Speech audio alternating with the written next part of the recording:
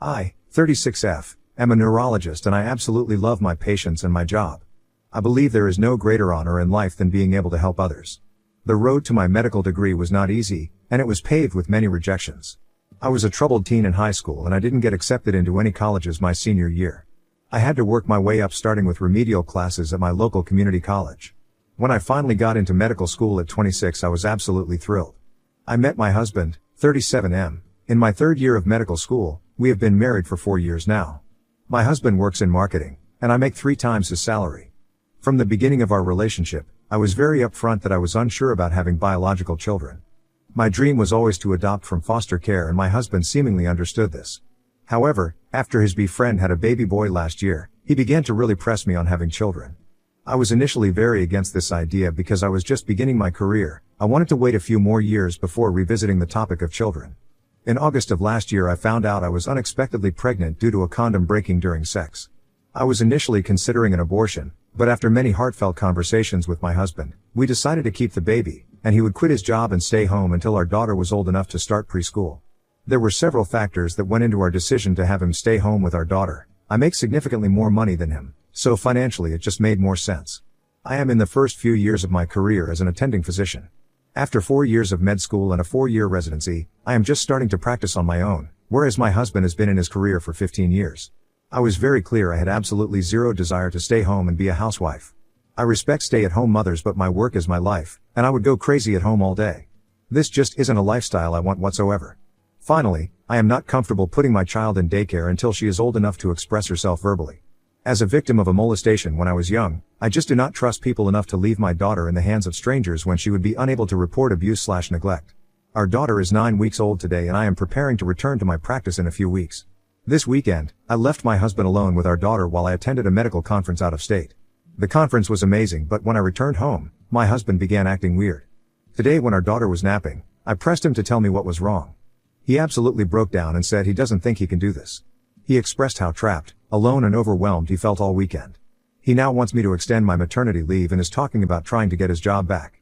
This made me freak out, and I asked, well, what will we do with our daughter now? He responded by suggesting I leave my practice and work from home. I said absolutely not, and he suggested daycare. At this point I just lost my shit and screamed, if I knew you were going to back out of your promise to take care of our daughter, I would have never had your child. I know I completely overreacted and I would never trade our daughter for anything. I love her so much. But I am so upset with my husband and I'm not sure how to move forward at this point. Additional information from OOP to address some health/medical issues. OOP, a few people have brought this point up, and I'm just going to address it here. I started hormonal BC at 17 when I lost my virginity. Unfortunately for me, I'm the kind of woman who gets practically every single side effect in the 3-page pamphlet. I tried a bunch of different kinds, but I eventually decided it was not for me. I got a copper IUD installed for a few years, but I ended up getting it removed early because it gave me severe cramping. I've been using strictly condoms for the past several years now and I have never had a problem. Also, this may be TMI, but I never allow my husband to ejaculate into the condom while his penis is inside me.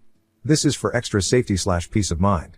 Maybe 2x a year he will come too fast or unexpectedly and cannot pull out in time. The night we conceived my daughter, he came unexpectedly into the condom. I didn't think much of it because it happens occasionally, but now I'm really rethinking some things. Comments where OP has replied. Commenter 1. How does a neurologist work from home? NTA. He's quite happy for you feel trapped, overwhelmed and alone? Time for him to grow up. OOP. If I transition to a WFH role I would likely have to give up caring for patients as a neurologist. I'd probably end up doing consulting work for a health insurance company. Sounds soul-sucking, I know. Commenter 2. Why in the world would you go to work after 9 weeks? Don't you have a year of paid maternity leave? OOP. Not in America. Honestly, you're lucky to get any paid maternity leave in this country. Commenter 3. NTA but, OP, I would consider the red flags here. He wanted a child and you unexpectedly got pregnant. Now he wants to go back to work and the deal unexpectedly changed. Plus, why he felt alone and overwhelmed when he stayed home but seems no concern for you to stay home and surely feel the same. Update, September 29, 2024. Hi everyone, it's been a few months since I made my original post. I did not expect my post to get so much attention, and I was frankly overwhelmed by it. Thousands of comments, and hundreds of DMs, and I even found my post screenshotted and uploaded on Twitter. To everyone who sent me kind and supportive DMs, thank you very much. I appreciate it more than you know. To those who sent me nasty DMs, criticizing me as a mother, you are part of the reason why 40% of female doctors go part-time or leave medicine altogether within 6 years of completing their residencies. Women can want a career and a family, like men have had for hundreds of years. This does not make us evil monsters. To those who sent me DMs seeking medical advice, I am not comfortable giving medical advice over Reddit, and I sincerely hope that you find the care you need. To those questioning why I was not on birth control, I address this more in a separate comment, but hormonal birth control does not work for every woman. Even board-certified OB-GYNs will testify to this.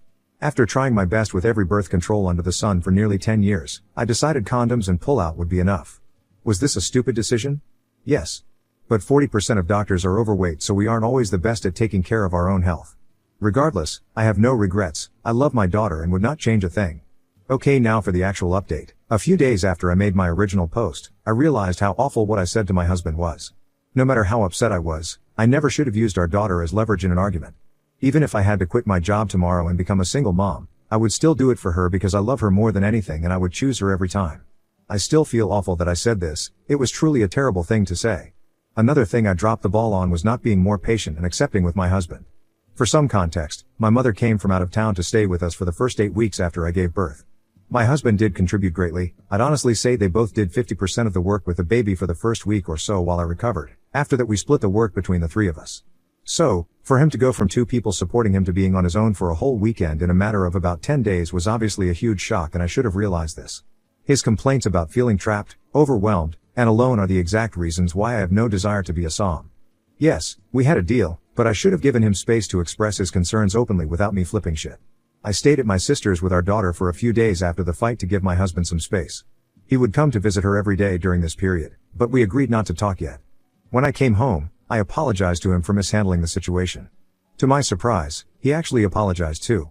He told me that he never intended to back out of our agreement. He just became so overwhelmed that he was unsure he was capable of caring for our daughter properly.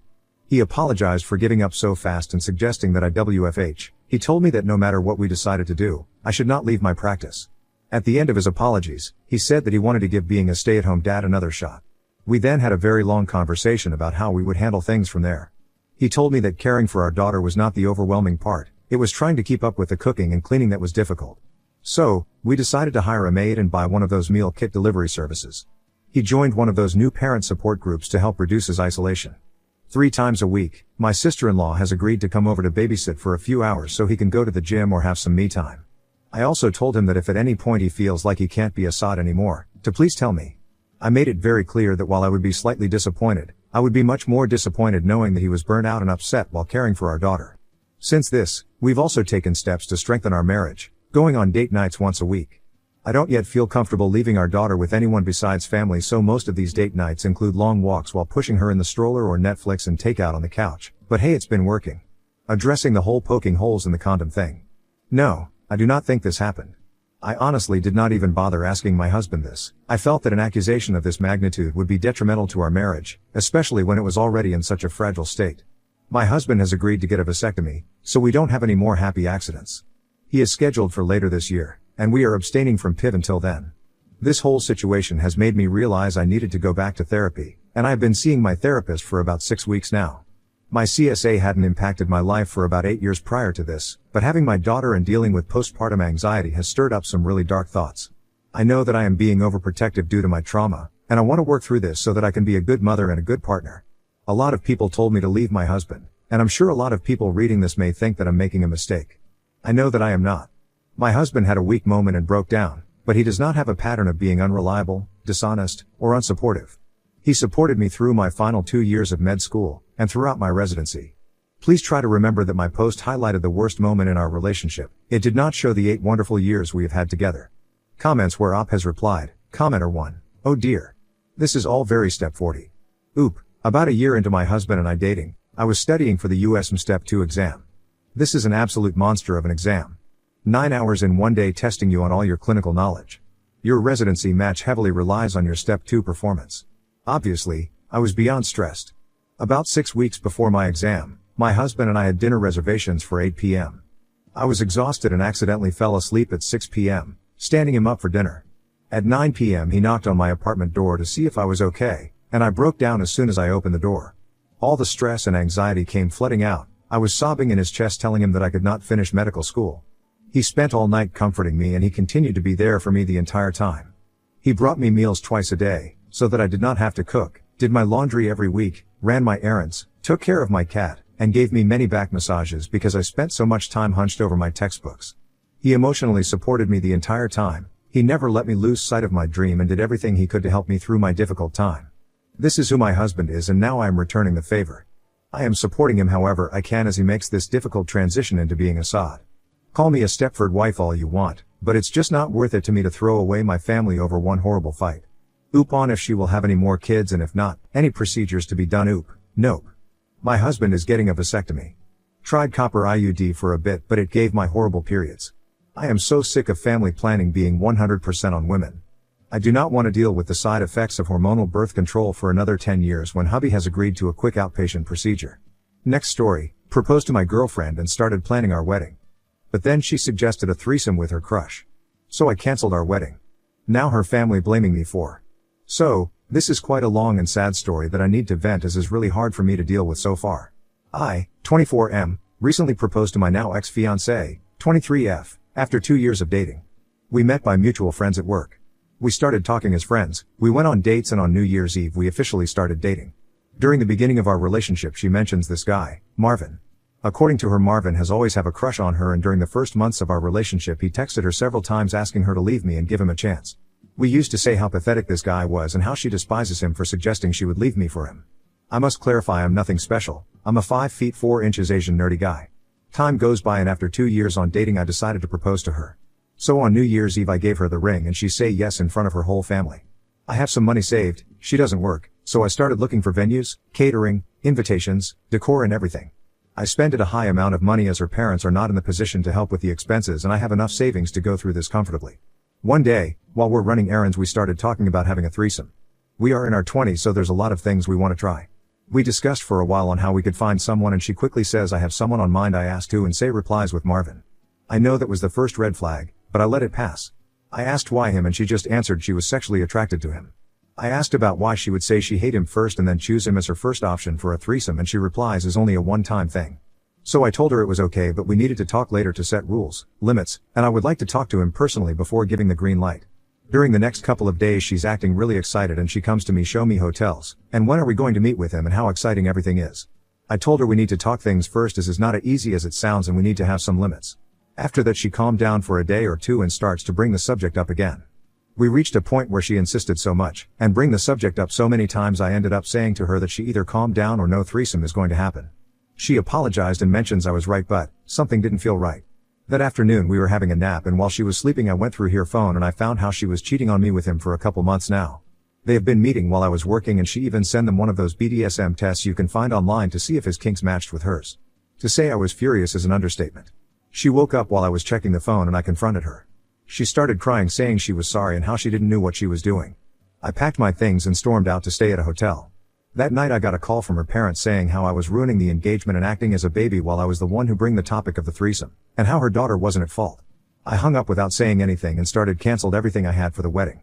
She called me the next day apologizing and asking me to come back.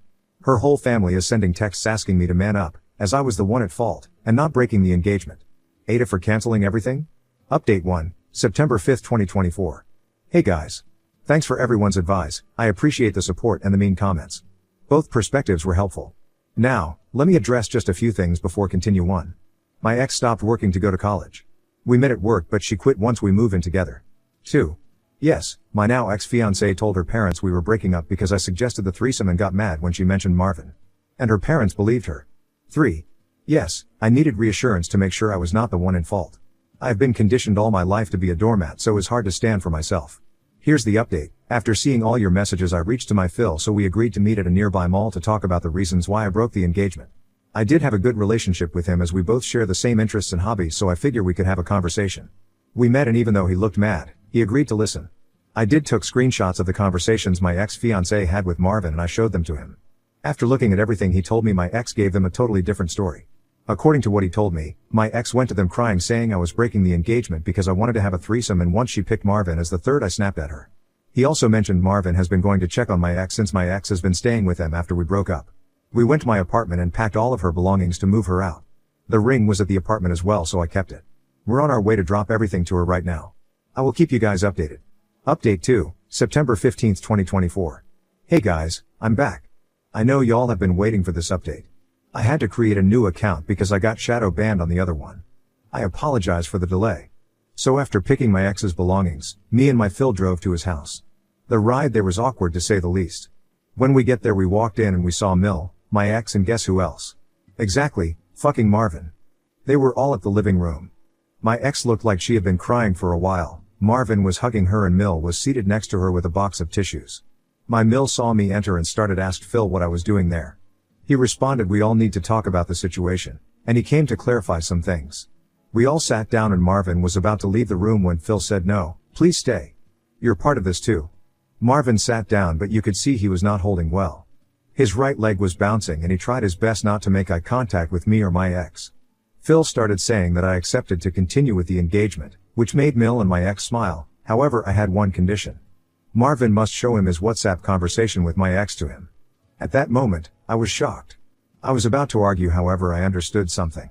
Most likely my ex had deleted the convo with Marvin, but there was a chance Marvin didn't.